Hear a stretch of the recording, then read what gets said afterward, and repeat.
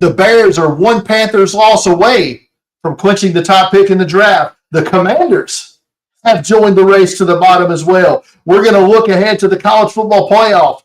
All that and more coming up next on the Draft Countdown podcast.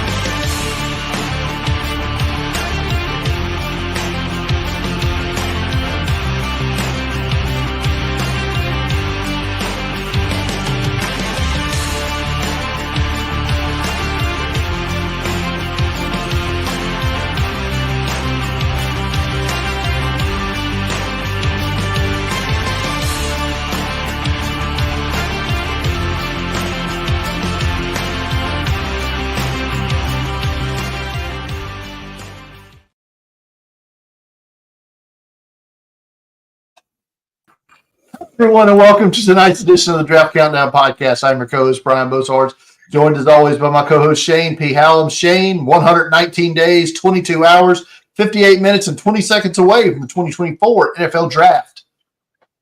And look, we can tell by the site stats, people are more and more into the draft, right? Every week, it's more people looking at mock drafts and getting into it. So glad you're joining us. And we are almost done with the college football season, only a couple weeks away.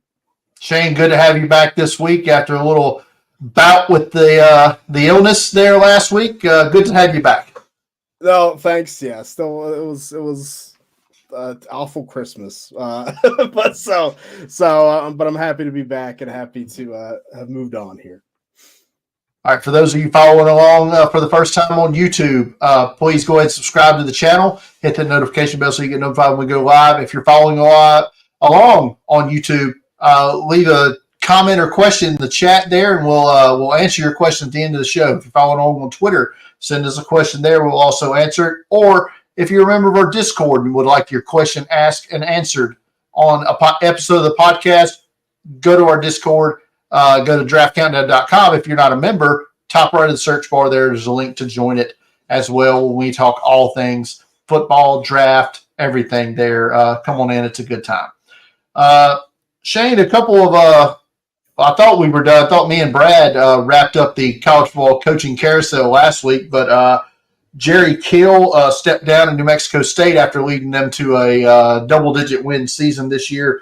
They immediately promoted Tony Sanchez, last failing at UNLV, now the head man at New Mexico State. Yeah, well, kind of wild. I mean, Jerry Kill, what the best year maybe New Mexico State has had since I can remember, stepping down. But hey, that's fair, and they're going to lose their quarterback that we talked about on the show, Diego Pavilla's transferring. So it's over. So is their corner Andre Sheldon. We've talked about a couple of times as well. Yeah. So Sheldon, yeah. So it was fun in Las Cruces while it lasted. One more coaching thing I wanted to talk to you about. Notre Dame hiring LSU offensive coordinator Mike Denbrock to be their offensive coordinator. Do we buy the Riley Leonard stock now? Sure. It feels good, but it's still such a different style from what Notre Dame has. I think it's just every year I feel like they're just trying to change what they do, and it doesn't fit the personnel. That's my one fear with this. But I think for Riley Leonard, having that dual threat ability, I mean, you can't get a much better offense than we saw with Jaden Daniels this year. Yeah. So anxious to see how that goes for them next year. But all right, Shane, I touched on it briefly in the opening there. We're going to expand out to the top 18 of the draft. This will include all teams that are not currently in the playoff hunt or the playoff situation right now. They're still in the hunt. Not in the hunt are the Chicago Bears, who are one Panthers loss away, I believe. Got that right from picking first in the NFL draft. Panthers almost pulled it out last week, but didn't. But they are 2-13, and a loss next week will drop them to 2-14, and I believe that will pretty much clinch the top pick for the Bears. Yeah, it pretty much does. I mean, it seems like they're getting it almost no matter what happens. So, yeah, it's going to be interesting. I mean, the off-season talk is going to be hot. Do you keep Justin Fields? Do you trade him and take the pick? We'll probably be talking about it way too much on here. 100% way too much. I mean, in my mock draft this week, I took that path. I was like, you know what? We've been going quarterback this whole time. I'm not going to mock the Bears with the quarterback at the top pick. I gave them Marvin Harrison Jr. That's obviously what I don't think that'll happen. But, you know, it was interesting to see how it breaks down after that and led to some interesting scenarios. Arizona currently picking second with a 3-12 record.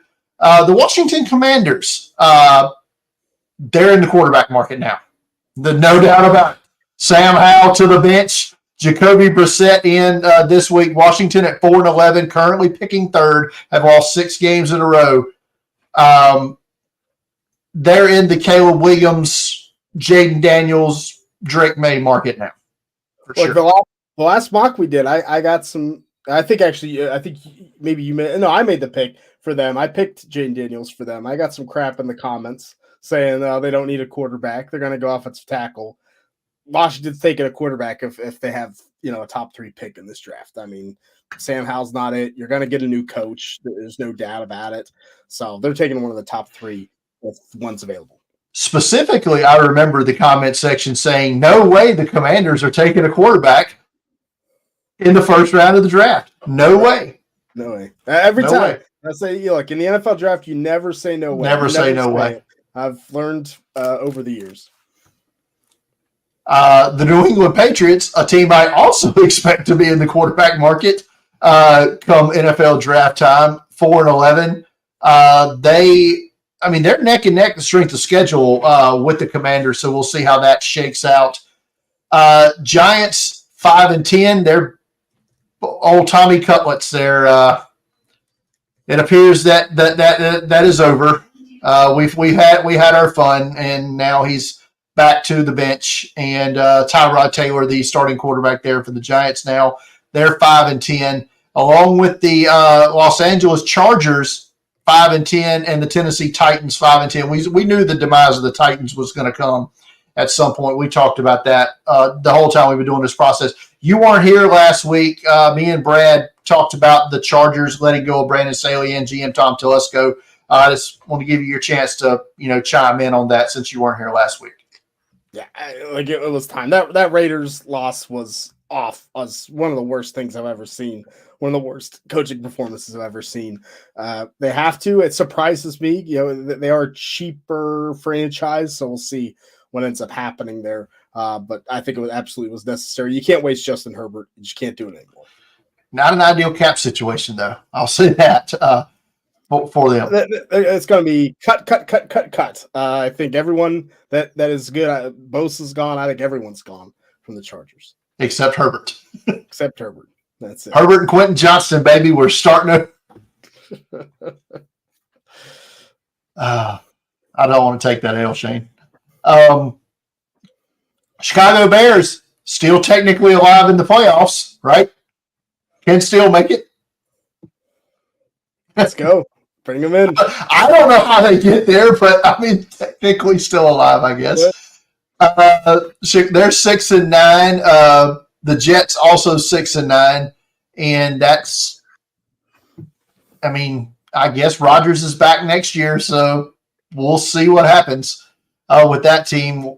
They've got to fix that offensive line, right? That thing's a wreck. Atlanta currently picking 10th, but only one game out of first. The Saints currently picking 11th, only one game out of first, and they play Tampa Bay this week.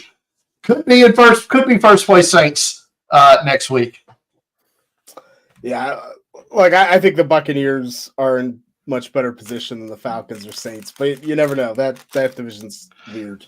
Mickey Loomis, our favorite general manager in the NFL, refused to answer a question when somebody asked, "Would the Saints be in the quarterback market in the 2024 NFL Draft?" Just said, "Hey, season's still going on. I'm not answering that question right now."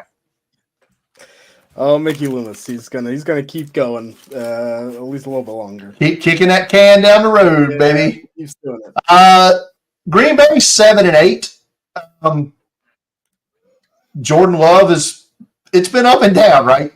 I mean, I think he's the guy. Yeah. You need everything else needs redone to me. Yeah.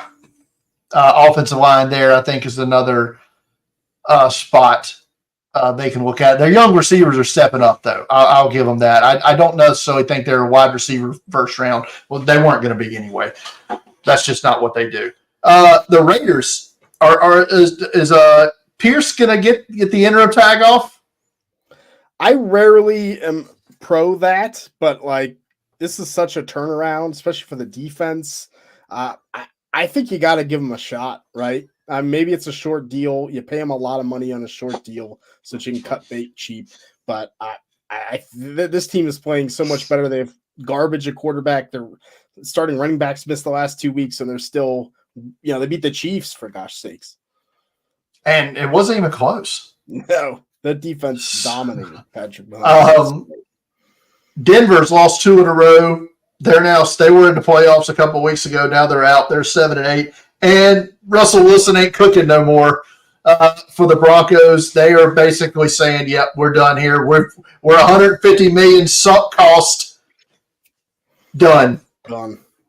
Jarrett Stidham, professional injury quarterback protection quarterback, going to get the start for the Broncos this week. Second year in a row, right? That he's taken, or was it 2 years ago for Derek Carr, when he basically the Raiders benched him for Stidham so they wouldn't have to, in case Carr got hurt. Yeah, it was last year. So same deal. That's what Jarrett Stidham's getting paid to do. I'd take millions to do that. It's fine. Good gig if you can find it. Yeah. Minnesota 7-8 here. They've lost 2 in a row. This feels like a team that really needs to do some soul searching, I think. You know what? But they're not bad. Like they're not a bad team, but it's like they're not in position to upgrade the quarterback position, which is what they need to get better. I mean, I think you could bring Cousins back. I think you could sign him again and really try to, get him more dynamic running back. How many times can you 1 year $30 million a guy? Till he really drops off. I think he's top 10 quarterback in the NFL right now. So yes, go look at the quarterbacks in the NFL. It's not great, So, like Kirk Cousins he performs. I got nothing. Arizona currently picking 16th with the Texans pick. The Texans looked like they were a playoff team a few weeks ago. Then C.J. Stroud got his brain scrambled and hasn't played in 2 weeks. I don't know if he's going to play this week. He's going to play this week. Okay. Yeah, it looks likely. So, maybe they can squeak in the playoffs here. I mean, they can. I mean, they're right there in the division. They're Indianapolis and Jacksonville. They're all 8-7.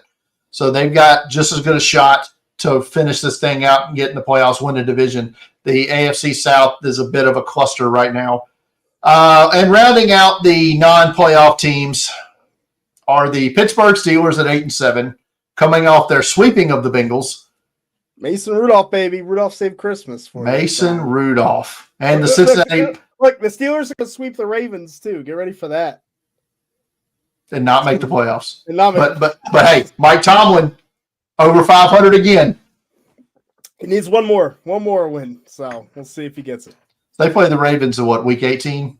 Yeah, so the Ravens probably will have number 1 seed clinched at that point. Yeah, so they'll have the bench emptied for that one, and then Pittsburgh gets the win. Tomlin gets to 9-8. We'll see. It feels like the situation where like the Ravens bench everyone, and then Tyler Huntley just goes ham. Yeah. Bengals 8-7. Playoff lights almost turned off here. Got to win out. Need some help. They play the Chiefs this week. That's a winnable game to me. The Chiefs look like dog crap right now. It's the Cleveland game in the end that worries me because Cleveland still fighting, and the Bengals never beat the Browns. The Chiefs game doesn't worry you. That's a W. I'm worried about the Chiefs game than I am the Browns. Just based off history, the Bengals have beaten the Chiefs a lot more recently than they have the Browns. I mean, look, it's fair, but you just got lit up by Mason Rudolph, and you're facing the best quarterback in the NFL. I don't care. I don't care if you're throwing out high school players. Kelsey's going to go for like 10 and 180 this week. I'm not worried about anybody else. Oh man, Rashee Rice is looking good though. He's doing better. Yeah, doing well. So yeah, that's the top 18. The playoffs far from settled with 2 weeks to go. Yeah, the Bengals have a 14% chance to make the they're not making the playoffs. So that's going to do it there for that. Shane, we're going to do something a little bit different this week with our bowl preview. We have been struggling the last 2 weeks because so many opt-outs. We have no idea who's playing in these games, who's not. So I'm going to give you and the Debbie fans here some fun. We're going to let you, from these bowl games for week 3, minus the 2 playoff games, we're going to preview them separately, but give you a chance to give one 2025 prospect that people need to watch from these bowl games, the week 3 bowl games. There are 24 of them, I believe. We're going to quickly go through the ones that have already taken place this week, and that starts with the games yesterday. Quick Lane Bowl, Bowling Green in Minnesota. You had this one, Shane. First Responder Bowl yesterday, Rice and Texas State. Guaranteed Rate Bowl, Kansas and UNLV. All right, you had all 3 of those games yesterday. Yeah.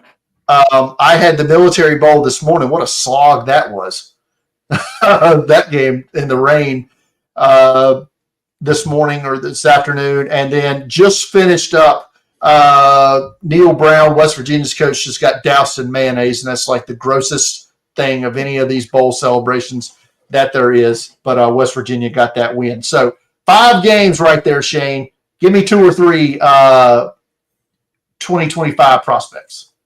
Yeah, from Quick Lane Bowl, Harold Fannin, the tight end for Bowling Green. We went for 5 catches, 50 yards. He's a legitimate NFL prospect.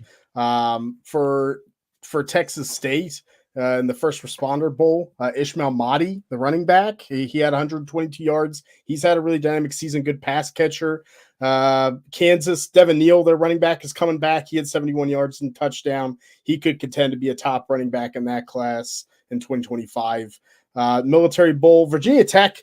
I mean, your boy Antoine Power Island, the edge rusher, is coming back. Is he coming back? I hadn't seen that. Yeah, that's good to hear. Mansour Delane, the corner, I like a lot for Virginia Tech. He had a couple tackles in that game.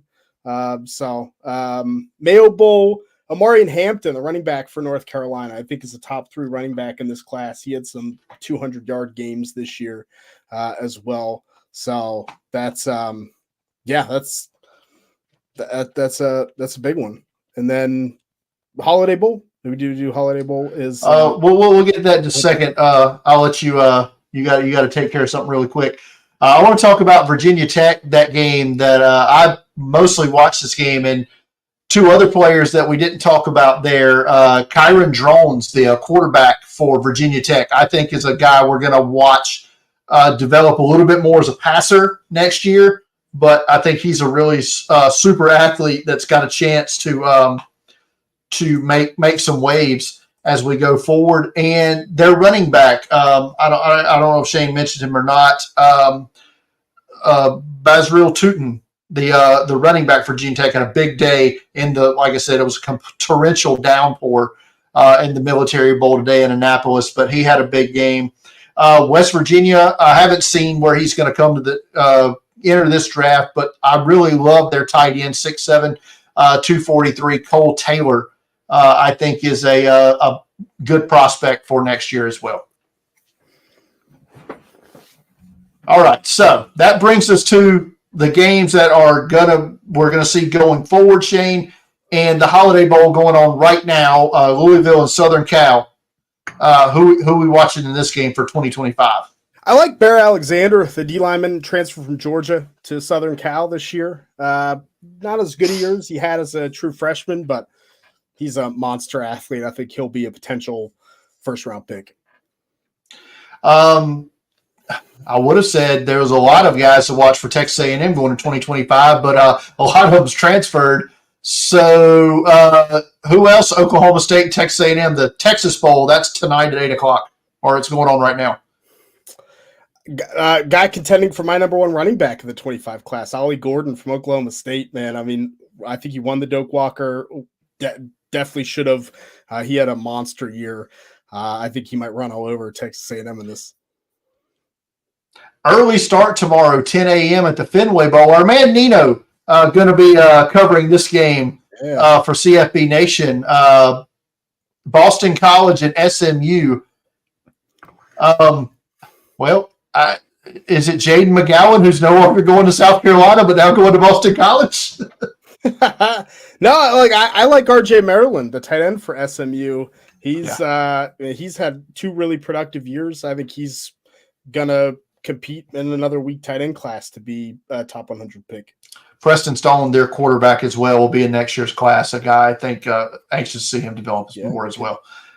Pinstripe Bowl 1:15 on ESPN. I'll be watching Miami and Rutgers. Not a lot left for Miami after the portal. The portal has taketh away. Yeah, it's tough. Like every Miami player is like, oh yeah, this is the player's looking forward to like next year is leaving. Nigella Kelly, the defensive lineman who hasn't had a lot of playing time for Miami yet, but has a lot of athletic ability. I think he's interesting. There's no one for Rutgers that super intrigues me yet, so we'll see. Did you see the trophy for this game? The Pop-Tarts Bowl. Oh, that might be my favorite trophy ever. It's awesome trophy. Yeah. If you haven't seen it, everybody look that up. Look up the Pop-Tarts Bowl trophy. 4:45 tomorrow on ESPN. Shane, Kansas State and NC State. I like Jacob Parrish, the number 1 corner for Kansas State. Really good press corner, physical. He's really interesting. Could be a first-round pick next year if things go right. And just because we've talked about him for 4 years, it'll be 4 years in a row now. I guess Grayson McCall going to NC State next year. So there you go. Alamo Bowl tomorrow night, 8:15 on ESPN. I'll be watching Arizona and Oklahoma. Tet McMillan, the receiver for Arizona, their number 1 receiver. He's good, monster, man. He gets behind those corners, such a good route runner. So he could be a first-round pick next year. Yeah, no doubt. And I guess for Oklahoma, they're getting he won't be 2025 eligible, right? Their quarterback. That's getting the start. I don't know. Yeah, he's true freshman this year. But they have a good offensive tackle, Jacob Sexton, I like too. Yeah. All right, so let's move on to part 2 of that coming up on Friday. Is that right? Yes, Friday. The Gator Bowl, Clemson and Kentucky. Deion Walker, the defensive tackle from Kentucky, is potentially a top 10 pick next year. Just 2 absolute stud years. Penetration, he's really good. I'll say this: he's a stud. The stats and the disrupt, but man, his body is weird. His is shaped weird. Like he's an outlier just from body shape, and that's so weird to think about a player, and especially me judging the way anybody looks. But he is. I saw that against South Carolina. I'm like, man, he killed South Carolina the entire game. But man, he's shaped weird. That's for sure. Yeah, it's just scary. Kentucky is cleaned up in the transfer portal too. So I think only one other team, maybe Louisville, but one other team has done better, and we're going to get to them in just a minute. CBS, the Tony the Tiger Sun Bowl, where the winning coach gets Frosted Flakes dumped on him. Notre Dame and Oregon State. Yeah, there's a lot of good players in this game for next year. I mean, I love Damian Martinez, the running back for Oregon State. He's already announced that he's coming back, which was a little surprising. A little surprising that he had Portal out. Yeah. Right. So he's going to be back and probably be the focus of that offense. Good deal. Liberty Bowl, Iowa State and Memphis, home game for the Tigers, 2:30 on ESPN. Shane, this one is you. Yeah, a tough one to hit. Jalen Noel, the receiver for Iowa State, is eligible this year, but he's not going to be coming out this year, I imagine. But definitely definitely an athlete, guy that gets down the field quickly, could have run a good 40 time. Memphis got South Carolina running back Mario Anderson in the transfer portal. He's going to enter my top 10 running backs to start the season next year. There you go. Cotton Bowl, Missouri and Ohio State, 7 p.m. on ESPN. Shane, I'm sure you've got a lot of thoughts here. Look, my player's not an Ohio State player. I think Missouri has the best 2025 prospect in this Luther game. Burden. That's Luther Burden, the receiver. He's the number one receiver, top 5 potential pick by far. So he might put a hurting on Ohio State. And honestly, for the Buckeyes, it's looking more and more likely Marvin Harrison might be the only early declaration from this Buckeyes team, and that could put a wrench into a lot of mock drafts right now. So no kidding, really. So it's like Tui Amola out, all those guys. You think they're coming back? That's the talk. We'll see. I don't know if I buy it, right? I think, but that's kind of the rumor. They're all practicing, they're all playing, and that's usually a sign that you're coming back, right? That's wild. Right? Yeah. I mean, it's good for you and good for Ohio State, but that's wild to me. All right. Saturday morning, the Peach Bowl, Mississippi and Penn State on ESPN. I'll be watching this one. And we mentioned the transfer portal, and no team cleaned up more than the Rebels. They know how to do it, right? So they're gonna have there's gonna be some good Mississippi, Kentucky are gonna contend next year in the SEC, I think. A lot of good 2025 guys in this game too. The running backs, just Nicholas Singleton for Penn State, super athletic, and his running mate Katron Allen going up against Quinshon Judkins for Mississippi, their lead back. All have potential to be top 100 picks. Walter Nolan, the number one prospect coming out of high school a couple of years ago, transfers there. So he could, if he puts it together next year, could be a first round pick as well. So we'll see. I think Ole Miss also got a good draw on the SEC schedule for 24. So yeah, that helps. That helps. Music City Bowl, Auburn and Maryland, 1 p.m. on ABC. Shane, you've got this one. Yeah, another tough one to find someone. Everyone's transferring out of Maryland. And Robert Woodyard, the linebacker for Auburn, once again, I think has a lot of athletic upside, but it doesn't have playing time yet. Yeah, local kid here from Mobile. Oh, there you go. Robert Woodyard. Oh, man, this one's rough. For one team anyway. 3 p.m. on Saturday, the Orange Bowl, Florida State and Georgia. Shane, you're watching what's left of Florida State. Last one out, turn off the lights. Yeah. I mean, it's just how it works, right? You didn't make the playoff. People are opting out, going to the NFL or transferring out. You're not playing. So I think my top guy's got to be Georgia quarterback Carson Beck. I think could be the top quarterback for 2025. He's going back to school. It's a weak quarterback class all around. Yeah, he's definitely put together a good season. We'll see if he can cap it off here. Are we heading to the 2013, 2021 or levels of quarterbacking? It could be. I think there are some guys that are probably sticking around that could emerge, but like it could be rough out there at quarterback next year. Big fan of the transfer Georgia just got the other day. Trevor Etienne, from transfer from Florida. Weird seeing Georgia not having running backs just ready to go. Right? It's just, they had to go get one. Branson Robinson wrecking his knee, I think, just really messed up the plans. Also, kind of lent tends to lean you to believe that Dejon Edwards and Kendall Milton are heading to the league. Right, I would expect it. Arizona Bowl, 3:30 p.m. on the CW. I'll be watching Toledo and Wyoming. Well, Toledo ain't got nobody left. Does Wyoming got anybody, or we just want to skip this one? Like it's pretty. We'll move on. New Year's Day, ReliaQuest Bowl, LSU and Wisconsin, 11 a.m. on the Deuce. I'll be watching this one. Harold Perkins, linebacker edge rusher for LSU, is an absolute monster. I mean, gets the sideline so quick, can cover, pass rush. He does everything. He's crazy. Yeah, no doubt about it.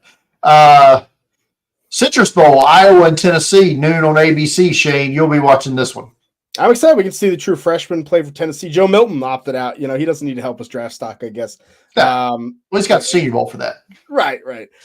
James Pierce, the edge rusher for Tennessee, my top edge for 2025. He dominated in the SEC this year. Okay, yes, I remember him now. He had like 3 sacks and like 2 drives against somebody earlier this year. Yeah. Fiesta Bowl, noon on Saturday. Shane, you'll be watching Liberty and Oregon. Not a whole lot here for Liberty. I do like Caden Salter, their quarterback. But for Oregon, probably some depth, some guys to watch. Yeah, Jordan James, the running back, is probably going to take over the full load next year. Has a little bit of size, but has some of that explosive ability. He's one to watch.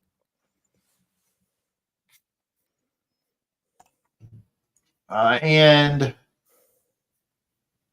that's gonna do it for that portion of it. So there's your Debbie preview there for the 2025 draft as we wrapped up the week 3 of the bowl games. Now that brings us to the ones that matter, right? Or do all bowl games matter? Oh, they all matter, of course. Of course they do.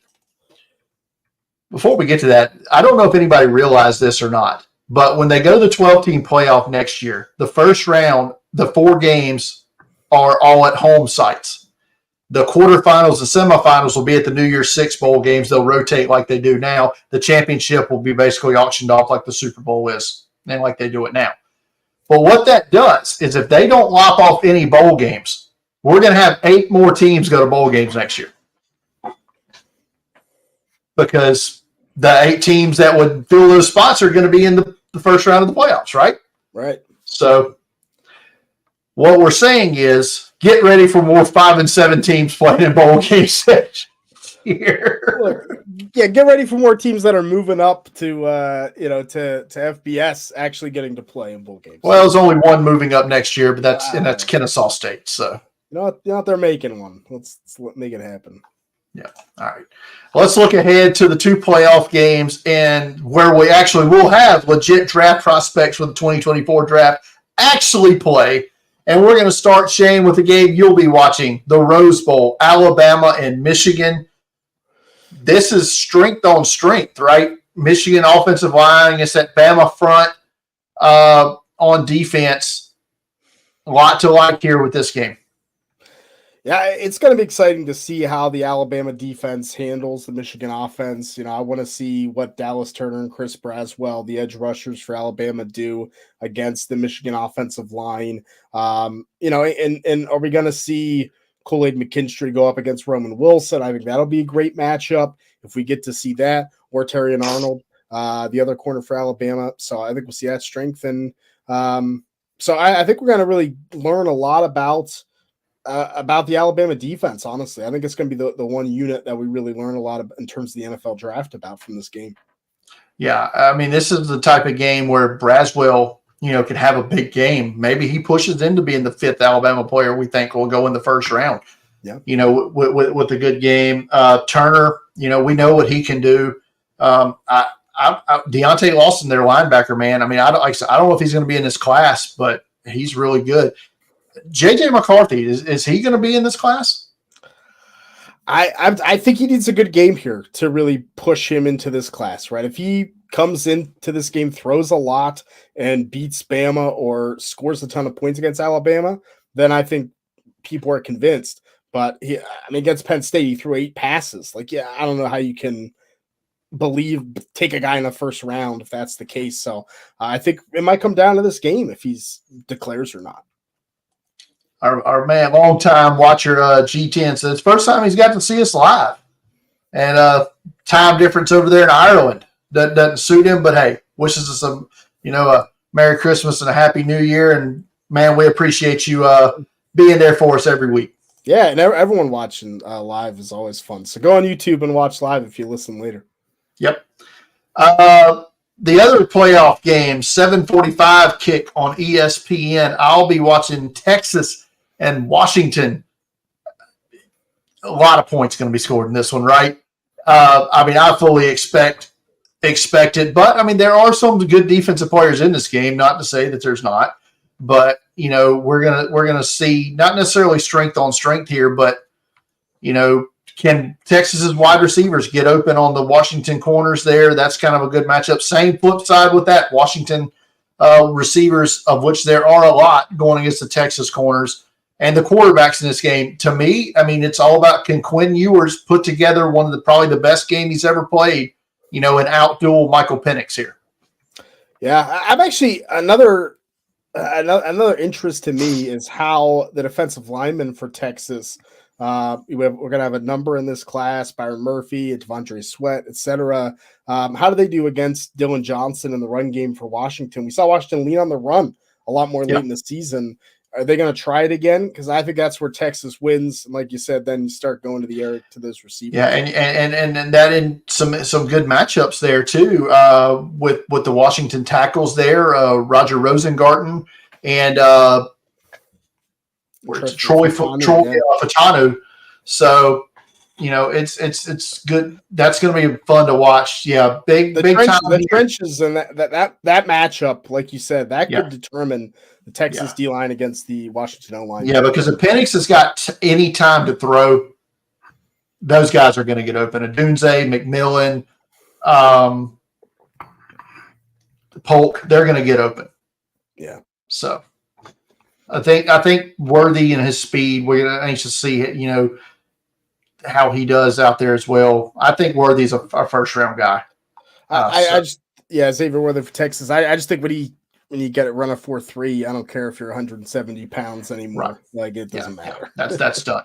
We're going to call that the Tank Dell at this point. Yeah. If you can get open, you're gonna play. All right. So that being said, Shane, it's time to put the money where the mouth is here. Who wins, Alabama and Michigan? I got to go Bama. As much, I don't know, as an Ohio State guy, I don't think I want to see Michigan win, but as much as I'd like to see the Big Ten have success, I just think Alabama's better coached. I think Jalen Milroe, their quarterback, right now is out playing J.J. McCarthy and what happened at the end of the season. I think Alabama finds a way to win this game. I think it's close. I think it's going to be close, but I think they find a way to win. What's the line right now? Is it Michigan's favored by 2.5, I believe. Bama could be favored by 6. I'd take Bama. I think they win this one going away late. I think Bama wins 7 to 10 points. 7 to 10 points. 7 to 10 points. I think it's a field goal game. I think it's going to be close. I think Michigan can churn out some yards with Blake Corum, but Alabama too dynamic. All right. Texas, Washington. Who's got this one? I think Texas wins by 3 touchdowns. I don't think it's close. I don't think Washington played particularly well for 60% of the season. I think Oregon was a good matchup for them. I don't think Texas is a good matchup for Washington. When we last saw Texas against Oklahoma State, they just blew the doors off them. They're playing their best football. Quinn Ewers is healthy. I think Texas might dominate this game. I'm going the opposite here. I think Washington wins this football game, man. Wow. They've sold me that they can win multiple ways. And I think Oregon is a better team than Texas. I do. And Washington's beat them twice. I wasn't convinced on Washington. That's why I thought Oregon would blow them out in the Pac-12 title game, and they just dominated the game. give me Washington here upsetting Texas. Maybe it's close, 3 to 4 points. Give me the Huskies here to play Alabama in the national championship game. I don't think Washington's played anyone this physical, and I just don't know if they can hold up against the physicality. But that's fun. That's why these are two fun matchups, and these are two good matchups. Yeah, I mean, as much as I hate to see Florida State get the shaft, there, the playoffs better for it, and ESPN's much happier with those numbers they're going to see for those two playoff games. That's fair. All right, so you have Alabama and Texas in a rematch. I've got Alabama and Washington. Yeah. Who's your national champion? I think Texas wins the national championship. I think they beat Alabama for the second time this season. Very different Alabama team. I think a much better Alabama team. I also think Texas is a much different Texas and a much better Texas team. But I think that the weapons are there for Texas. I think they have a better offensive line than even the defensive line for Alabama. I think Alabama is exploitable through the air, and Texas now has shown they have a number of different running backs that can do some damage. Like, I think Texas is really, really, really dangerous right now, and I think they break into the SEC with a national championship. I will go with Alabama beating Washington in the championship game. I think Washington, after, like you said, playing a physical game against Texas but winning, maybe a little wore down for the wear there. Alabama beats them probably double digits in the championship game. Alabama I hope cruising to the national championship. I just hope whoever wins the Sugar Bowl wins the national championship. Like, we don't need another Bama. We don't need Michigan to win. That's my hope. That's fair. All right. That's going to do it for our college football championship playoff preview there. Now to our favorite segment of the week. Who has accepted invites to the Reese's Senior Bowl this week? Shane, you missed some good ones last week. I did. It was some good ones, yeah. So not as many this week, only like 4 or 5 maybe. But we've got a defection here. Just came across the wire there as we speak. Had been committed to the Shrine Bowl, but now Ray Davis from Kentucky coming to the Senior Bowl in Mobile. I like it. I was getting scared. Like when the Senior Bowl invited Jaquan Jackson from Tulane essentially as a receiver to running back convert. I was like, they're really going to take him over Ray Davis? Like, what are you doing? So, I'm excited. I think Ray Davis has a chance to be a top 100 pick. He's been that productive consistently through his career. Did well in the SEC this year. Tough inside runner who has a little more wiggle than he gives credit for. I think he's going to be a fun guy to watch at the Senior Bowl. Did I just hear you say that they're going to take the Tulane wide receiver and make him a running back in the game? Yeah, that was the word on the street. That he's supposed to. I'm sure he's going to do both, right? I know that's how it works, but possibly. But that's a bit odd. Yeah. If not, I'll say Antonio that. Style, Yep. Well, there you go. A couple of offensive linemen accepted this week. We'll start with the interior the center from LSU, Charles Turner III. He's interesting, very technically sound. I like the hands and the feet, not super physical. I think he definitely were some issues in terms of the push, but so I have more Turner day 3 kind of guy. Maybe Senior Bowl convinces me. Maybe it's just kind of sometimes the center position, it can be rough. If the guys next to you aren't that good, we'll see how it works for him at the Senior Bowl. Rare to see it just a true center these days go to the Senior Bowl, right? The other offensive lineman coming is from Maryland. It's Delmar Glaze, 6'5", 305, fourth-year player. Another kind of disappointment this year, but the size and the athleticism is there, right? Like this is I think an upside play that never quite reached his potential. I think he's going to look good in shorts. I feel like this is a broken record here. Did we not say the same thing last year about Jalen Duncan? Same school, right. Everything. Disappointed this year, but the size and the athleticism to really have a good week, and Duncan, for the most part, did at the Senior Bowl. So and he's starting a left tackle in the NFL now. So pretty good.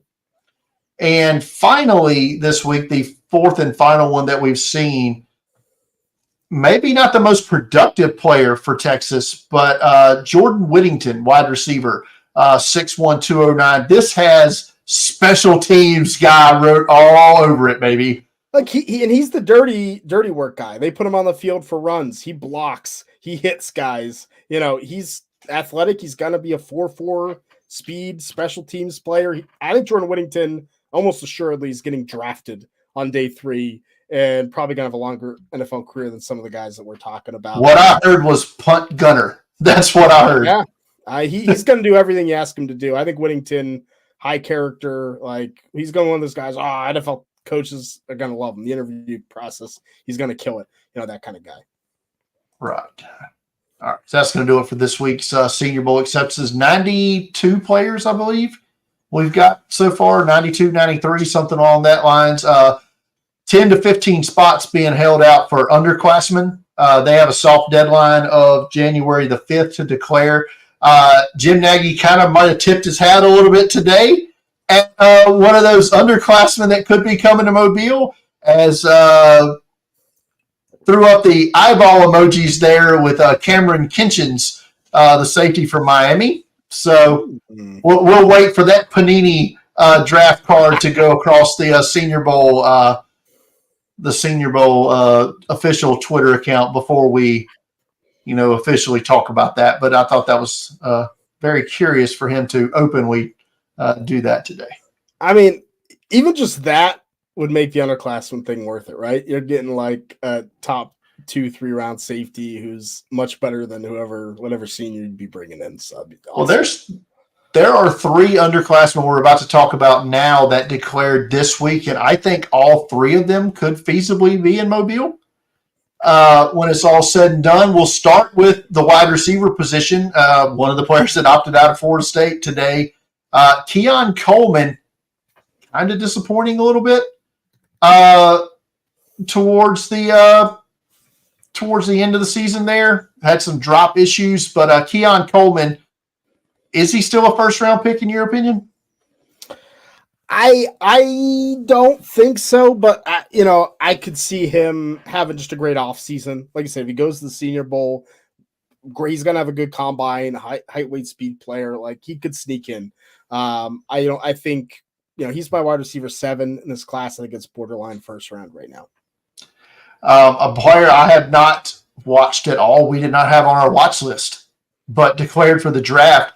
Kansas, 3rd-year edge rusher Austin Booker, 6'6", 245.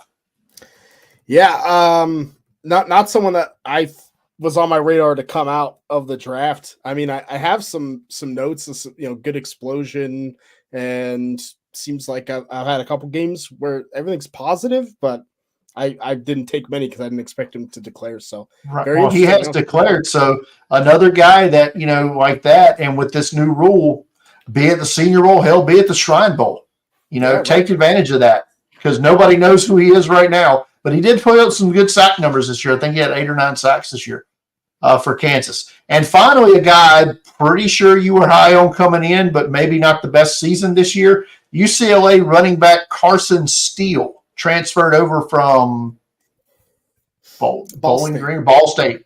Yeah. It was kind of a weird year. He didn't get the starting job at the beginning of the season, but earned his playing time back and became the starter and ended with a good year. I think he's been on the freaks list before, so definitely has the athleticism, but not really the production. So I think Carson Steele would be a good Senior Bowl running back.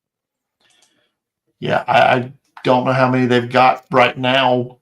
Numbers might be getting pretty thin there for that. Got a couple of questions. We had one in the Discord. I don't know if he intended for it to be asked on the podcast, but we're going to do it anyway.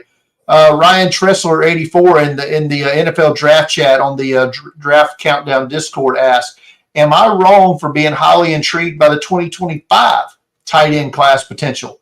No Bowers, but it looks pretty deep potentially. Yeah, I think it could. I mentioned a couple of guys, RJ Maryland, SMU, Harold Fannin, Bowling Green, like some small school guys, Ben Yursick, we've talked about coming back. A lot of transfers up. The Ball State tight ends are transferring up. And then Colston Loveland for Michigan had a good year. And then you're going to have the Brock Bowers replacement, Oscar Delp. I think it could be a pretty solid group when all said and done. Definitely a lot deeper than the 24 class. Did South Carolina get the better Ball State tight end, Koziel, or they got Brady Hunt? Is he better than Koziel? I like Koziel a little bit more from that athleticism NFL draft perspective, but I think Brady Hunt is a better blocker, so might be better for you guys for what you need. Well, that's disheartening. That's fine. Koziel went to Louisville for those scoring at home. Bubba asking, question if it's not too late, which players have the most to gain or lose from the playoff matchups? Good question. Yeah, I'm just going to give one per matchup that I think has the most to gain. I'll start there. I think for Michigan, cornerback Mike Sanders I think could play his way into day 2 with a really good game, shutdown corner type game as the number 2 corner. So I think he has a ton to gain. And then for Texas Washington, I think it's Jalen McMillan for Washington. I mean, I feel like he's kind of become the third wheel because of the injury this year. If he comes out and outperforms Rome Odunze in this game, then I think he plays himself back into a potential top 100 pick for McMillan. I don't think he's that. I mean, I haven't moved him out of my top 100, but I see what you're saying.